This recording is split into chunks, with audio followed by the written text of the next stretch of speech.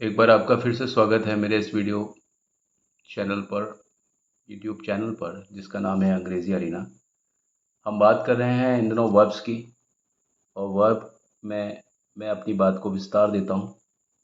पिछली बार हम लोग बात कर रहे थे मार्जिनल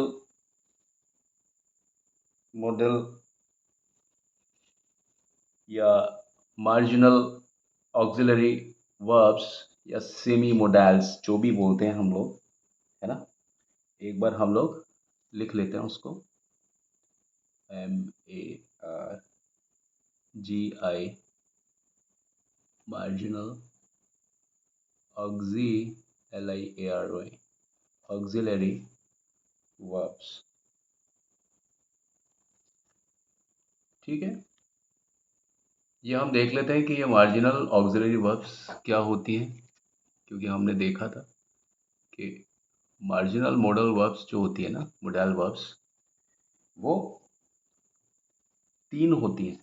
जैसे हमने देखा था, पहला हम लोग बात करेंगे यूज्ड टू का।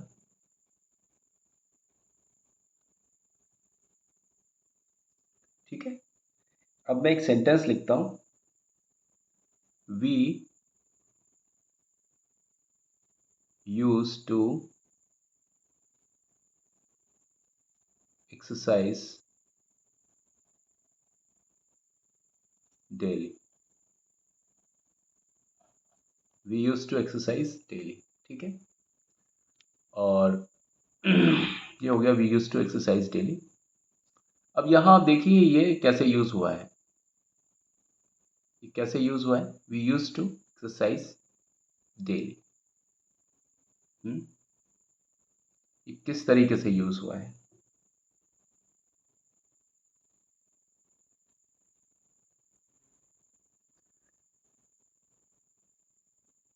Exercise daily.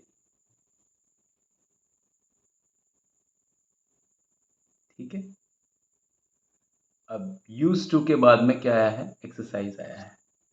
क्या मैं यहाँ पर क्या लिख सकता हूँ, क्या मैं इसको लिख सकता हूँ, वी यूज्ड टू डेली। क्या मैं यहाँ पर ये लिख सकता हूँ। मेरे कहने का मतलब ये है कि मैं यहाँ से एक्सरसाइज हटा देता हूँ, है ना। इसको हटा देता हूँ, और यहाँ देखिए यूज टू यहाँ पर भी लिखा हुआ और यहाँ पर भी लिखा हुआ है। यहाँ पर ये सेंटेंस बिल्कुल गलत हो जाता है। ठीक, और यहाँ पर ये सेंटेंस बिल्कुल सही है। देखिए, यूज टू भी एक वर्ब है और एक्सरसाइज भी एक वर्ब है। दोनों वर्ब है, ये भी वर्ब है और ये भी वर्ब है। जैसे ही हमने अंतिम वर्ब, यानी ये तो एल वाई लिखा है ना, तो ये एडवर्ब हो गया। अंतिम वर्ब को जैसे ही हमने हटाया, ये वर्ब क्या है, मेन वर्ब है, क्योंकि अंतिम वर्ब है। इसको हमने जैसे ही हटाया यहाँ से, वैसे ही क्या हो गया, यूज टू अकेली रह गई। एक्सरसाइज को हमने हटा लिया। दो वर्ब थी, यूज टू एक वर्ब थी और एक्सरसाइज दूसरी वर्ब थी। ये एक वर्ब थी यूज टू और दूसरी एक वर्ब थी एक्सरसाइज। जैसे ही हमने एक्सरसाइज वाली वर्ब को, इस वर्ब को हटा दिया, अब ये सेंटेंस पूरा का पूरा किस पर आ टिका, यूज टू पर। लेकिन आ टिकने से कोई मतलब नहीं है। क्या ये सेंटेंस को बिल्कुल चला लेगा, अकेला चला लेगा क्या यूज टू? नहीं साहब, बिल्कुल भी नहीं चलाएगा। ये सेंटेंस रॉन्ग हो जाएगा। ये सेंटेंस बिल्कुल गलत हो गया। और जहां पर ये सेंटेंस गलत हो गया, जहां पर यूज टू अकेला सेंटेंस में आ रहा है और कोई दूसरी वर्ब नहीं आ रही है, तो इसका मतलब ये हुआ कि ये जो है वर्ब, ये अकेली नहीं चल सकती, सेंटेंस को अकेला नहीं चला सकती। ठीक है ना। जहां पर ये वर्ब अकेली सेंटेंस को नहीं चला सकती ना, वहां पर ये क्या है, ये वहां पर क्या है, ये है मोडेल। अब ये क्या हो गई, मोडेल वर्ब। बहुत आपको मैं सरल शब्दों में बता देता हूँ, बिल्कुल दिक्कत नहीं आएगी आपको। यहाँ पर ये किस तरीके से काम कर रही है, मोडेल की तरीके से काम कर रही है। कौन सी, ये जो वर्ब है आपकी पूरी। ठीक है, ये किस तरीके से काम कर रही है, मोडेल वर्ब की तरह काम कर रही है। अब आप देखिए,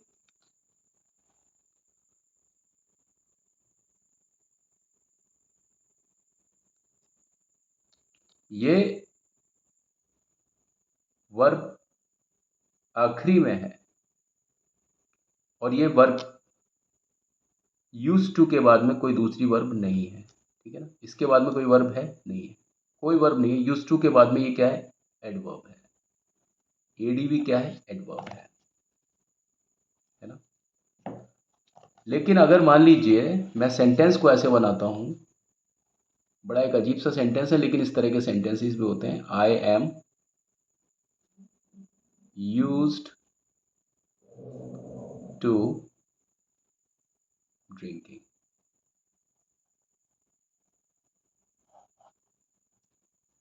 आई am used to drinking tea, मुझे चाय पीने की आदत है।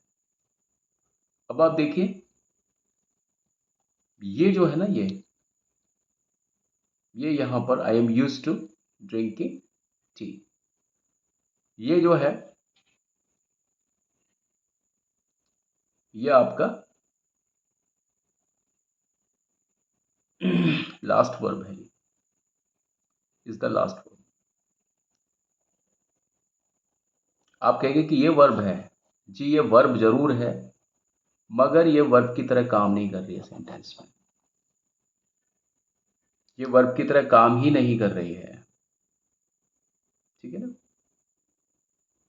ये जेरन की तरह काम कर रही है। जब मैं आपको जेरन बताऊंगा तो मैं आपको पूरा बता दूंगा। आई एम यूज टू, अब आप देखिए सब्जेक्ट से जुड़ी हुई वर्ब कौन सी है, एम। जब सब्जेक्ट से जुड़ी हुई वर्ब एम है तो ये जो वर्ब है ये 100% इस समय पर क्या है, हेल्पिंग वर्ब है।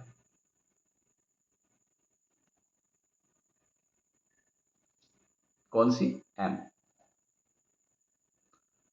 अब यूज टू जो है वो लास्ट वर्ब है सीरीज में, इसके बाद में कोई भी वर्ब नहीं है। यहां पर ड्रिंकिंग जो है ना वो जेरन है, और जेरन जो है ना ये वर्बल नाउन होता है,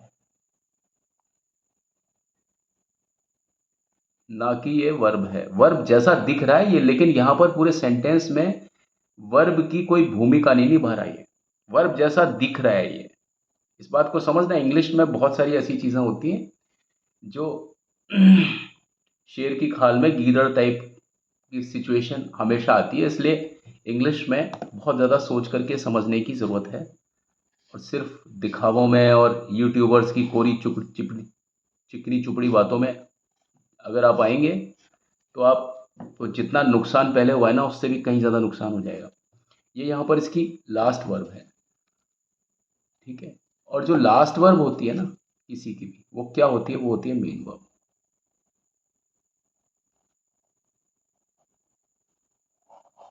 यहाँ पर ये मेन वर्ब की तरह काम कर रहा है, क्या, यूज टू जो है वो मेन वर्ब की तरह काम कर रहा है, और यहाँ पर यूज टू किसकी तरह काम कर रहा है, हेल्पिंग वर्ब की तरह काम कर रहा है। और हेल्पिंग वर्ब की तरह काम कर रहा है और इसे एक वर्ब की ज़रूरत है, एक एक्शन वर्ब की ज़रूरत है। ये एक एक्शन वर्ब है, एक लेक्सिकल वर्ब है, और ये मेन वर्ब बिल्कुल बन सकती है। जैसे कि इस सेंटेंस में ये मेन वर्ब है और इसके आखिरी में क्या है, इसके बाद में क्या है, ये एडवर्ब है।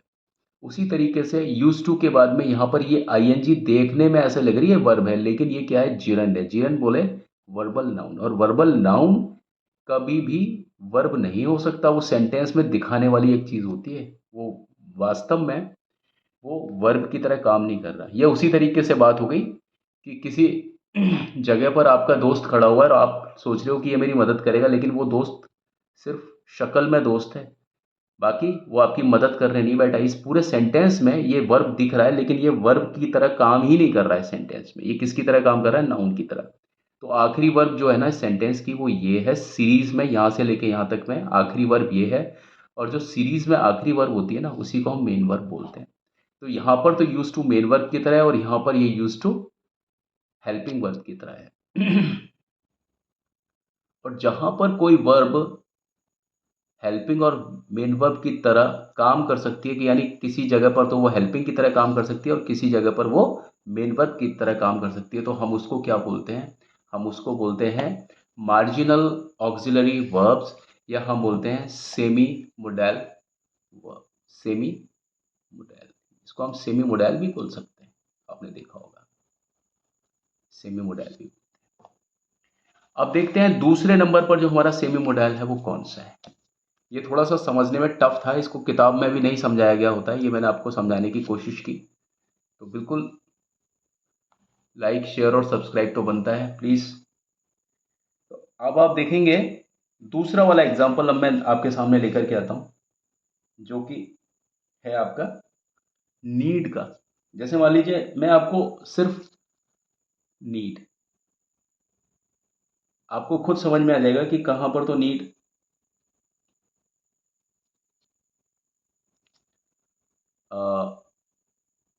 मॉडल है और कहाँ पर नीड ये मॉडल की तरह भी काम करेगा और ये मेन वर्ब की तरह भी काम करेगा। ये मैं ऊपर वाले में लिखना भूल गया, जो वर्ब मॉडल और मेन वर्ब की तरह काम कर सके अलग अलग सेंटेंसेस में, उसी को हम क्या बोलते हैं, उसी को हम बोलते हैं मार्जिनल ऑक्सिलरी वर्ब्स या verb.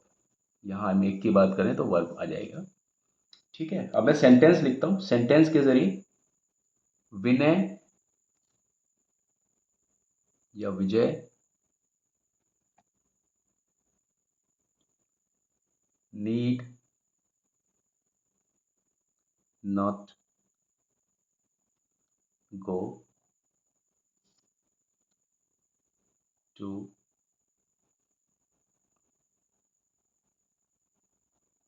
Naresh. Vijay need not go to Naresh मतलब विजय को नरेश के घर पर जाने की कोई ज़रूरत नहीं है। ठीक है, और एक दूसरा मैं लिखता हूँ, माय फ्रेंड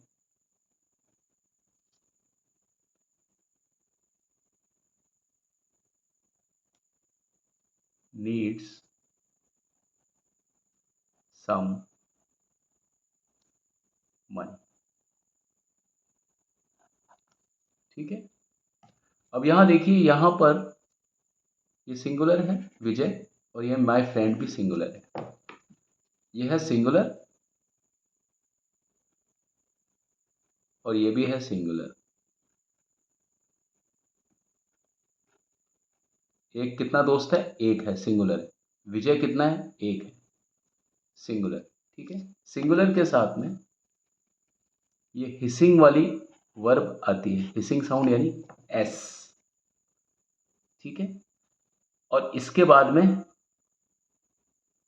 कोई भी वर्ब नहीं है। कहने का मतलब है यहाँ पर इस सेंटेंस में मैंने sentence number A and sentence number B, कहने का मतलब है इस सेंटेंस में मैंने इस वर्ब को आखिरी में लिखा और इसके बाद में कोई और वर्ब नहीं लिखी।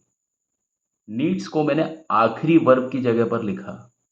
ठीक है, इसके बाद में कोई भी वर्ब नहीं लिखी। और यहाँ पर मुझे क्या लगाना पड़ा, नीड के बाद में नॉट लगाना पड़ा और उसके बाद में गो एक वर्ब लिखनी पड़ी। यहाँ पर इस नीड को, इस वर्ब की ज़रूरत है। अगर मैं यहाँ से गो को हटा दूंगा, मान लीजिए सेंटेंस को मैं हटा दूंगा ना, तो क्या बनेगा सेंटेंस शुरू वाले में, Vijay need not to Naresh, sentence बनेगा ही नहीं। इसका कहने का मतलब क्या है कि शुरू वाले केस में जो नीड है उसको वास्तव में एक मेन वर्ब की नीड है। इस नीड को मेन वर्ब की नीड है। मेन वर्ब यहाँ पर क्या है, गो। अगर मैं जैसे ही गो को यहाँ से सेंटेंस से हटा दूंगा, मान लो मैंने हटा दिया इसको, तो ये अकेली नीड नॉट है ना, पूरे सेंटेंस को नहीं संभाल पाएगी, सेंटेंस को पूरा गिरा देगी। गिराने से मतलब इसका मीनिंग यानी अर्थ का अनर्थ कर देगी। विजय नीड नॉट टू मार्केट, कुछ भी नहीं होगा, बेकार। लेकिन यहाँ देखिए, इस अकेली वर्ब ने ही, इसके बाद में भी कोई वर्ब नहीं है। ठीक है ना, कोई वर्ब नहीं है। ये क्या है, ये डिटर्मिनर है और ये नाउन है। ठीक है, ये डिटर्मिनर है और ये है नाउन। ठीक है, इस अकेली वर्ब ने ही सेंटेंस को संभाला हुआ है, ग्रामेटिकली भी संभाला हुआ है और कंसेप्चुअली भी संभाला हुआ है अकेली वर्ब ने। जहां पर मोडेल वर्ब अकेली पड़ जाए सेंटेंस में और फिर भी वो मतलब को संभाल ले, उसका मीनिंग कन्वे कर दे और ग्रामर भी उसकी सही हो ना, तो उसी वर्ब को हम क्या बोलते हैं, मार्जिनल ऑक्सिलरी वर्ब्स या सेमी मोडल। यहाँ पर भी यही केस था कि ये अकेली वर्ब पड़ गई थी और ये आखिरी वर्ब थी, लेकिन सेंटेंस को पूरी तरीके से संभाला हुआ था मेन वर्ब बनकर। यहाँ पर भी ये मेन वर्ब है नीड्स, क्योंकि मेन वर्ब यू भी है क्योंकि इसके बाद में और कोई दूसरी वर्ब सीरीज में नहीं है।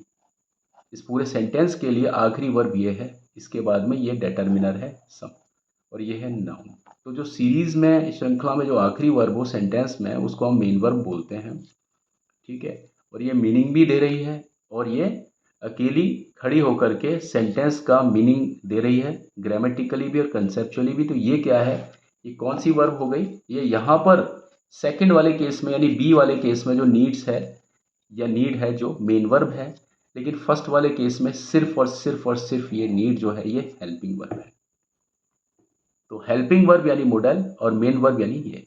तो नीड जो है वो दोनों तरीके का काम निभा रही है, इसलिए नीड जो है वो मार्जिनल ऑक्सिलरी वर्ब्स है। अब देखिए तीसरी वाली जो वर्ब हम देखते हैं वो भी हम देख लेते हैं एक बार।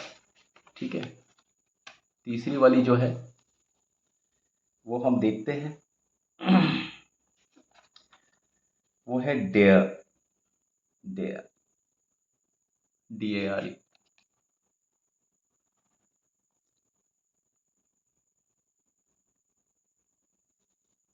ठीक है, अब जैसे मान लीजिए मैं लिखता हूं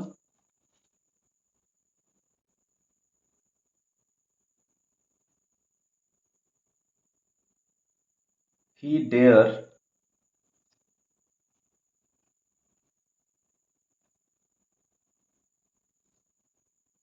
नॉट oppose his mother। उसमें हिम्मत नहीं है कि वो अपनी माँ का की बात का विरोध कर सके। ठीक है, ठीक है। अब आप देखिए ही ये लिखा है यहाँ पर कायदे से, अगर ये डेयर अगर यहाँ पर लिखा हुआ है तो ये पीछे 100% एक वर्ब आ रही है, और ये आखिरी वर्ब है सेंटेंस की। आप देख लो ये वर्ब सीरीज है पूरी। ये यहाँ पर ये प्रोनाउन है, प्रोनाउन। इंग्लिश को अगर आप इस तरीके से सीखते हैं ना तो बहुत अच्छा तरीका है ये इंग्लिश को सीखने का, अदरवाइज तो आप परेशानी होते रहेंगे इधर उधर यूट्यूबर्स के झांसों में आके। ठीक है, ये यहाँ से लेकर के यहाँ तक वर्ब सीरीज है, इसके बाद में कोई वर्ब नहीं है, इसके बाद में जो हिज है वो प्रोनाउन है ना। तो ये आखिरी वर्ब ये है। डेयर आगे आ गया और डेयर ने पीछे एक वर्ब लिख दी, इसका मतलब एक मेन वर्ब को लगा करके खुद क्या बन गया, ये हेल्पिंग वर्ब बन गया। हेल्पिंग वर्ब यहाँ पर डेयर क्या है, हेल्पिंग वर्ब है, क्योंकि इसके बाद में क्या आ रही है, आखिरी वर्ब अपोज, और उसके बाद में कुछ भी नहीं है। अपोज को हम वर्ब क्यों मानेंगे, क्योंकि ये वर्ब की तरह काम कर रही है। यहाँ पर ING फॉर्म नहीं है, उससे पहले टू नहीं है। अगर इससे पहले टू होता, टू अपोज होता, तो ये क्या होता, ये क्या होता, ये आपका नॉन फाइनाइट वर्ब उस तरीके से काम करती है। लेकिन नॉन फाइनाइट यहाँ पर उसकी कोई भी वैल्यूएशन नहीं है, क्योंकि डेयर के बाद में नॉट और नॉट के बाद में आपका फर्स्ट फॉर्म ही आती है। ठीक है ना, तो ये फर्स्ट फॉर्म आई है, तो फर्स्ट फॉर्म आई है तो यहाँ पर ये नॉन फाइनाइट नहीं हो सकती है, ये फाइनाइट ही होना पड़ेगा इसको। ठीक है, डेयर नॉट अपोज, और जैसे ये अपोज हो गई इसका मतलब ये मेन वर्ब है, और मेन वर्ब से पहले क्या आती है, हेल्पिंग वर्ब है। लेकिन अगर मान लीजिए मैं यहाँ पर दूसरा एक सेंटेंस बनाता हूँ, he dares to go alone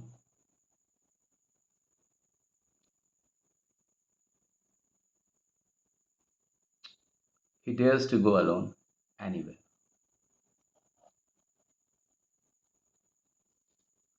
अब आप देखिए यहाँ पर जो ये वर्ब है ये आखिरी वर्ब है सीरीज की, क्योंकि उसके बाद में ये क्या आ रहा है, ये आ रहा है टू। टू इन्फिनेटिव आ रहा है यहाँ पर, टू इन्फिनेटिव मतलब पूरा, टू इन्फिनेटिव। टू इन्फिनेटिव मतलब ये पूरा जो है टू गो, ये कौन सी वर्ब है, ये आपकी है नॉन फाइनाइट वर्ब। ये नॉन फाइनाइट वर्ब है। नॉन फाइनाइट वर्ब ये आ रही है यहाँ पर, ठीक है, नॉन फाइनाइट वर्ब। और उससे पहले मतलब इस सेंटेंस में आप ये देखिए, ही डेयर्थ टू गो अलोन एनीवेयर, ठीक है। ये इसकी यहाँ पर ये वर्ब खत्म हो जाती है, ये दिखाने की वर्ब है। यहाँ पर टू गो जो है सिर्फ दिखाने की वर्ब है। टू गो का यूज हम मेन वर्ब की तरह नहीं कर सकते हैं। हालांकि ये नॉन फाइनाइट वर्ब है, लेकिन टू गो की अपनी एक लिमिटेशन है कि टू गो को हम मेन वर्ब की तरह नहीं यूज कर सकते हैं, ठीक है। क्यों क्यों यूज नहीं कर सकते? क्योंकि गो से पहले हमें टू हटा सकते हैं क्या? नहीं हटा सकते। पूरी हमें सीरीज बनानी है, डेयर्स के बाद में गो बनाएंगे तो ये पूरी वर्ब सीरीज होगी, प्योर वर्ब सीरीज होगी, डेयर्स के बाद में गो। लेकिन गो और डेयर्स के मिलन के लिए हमें टू को हटाना पड़ेगा, लेकिन पता पड़ेगा गो की दोस्ती टू के साथ ज़्यादा है, डेयर्स के साथ कम है।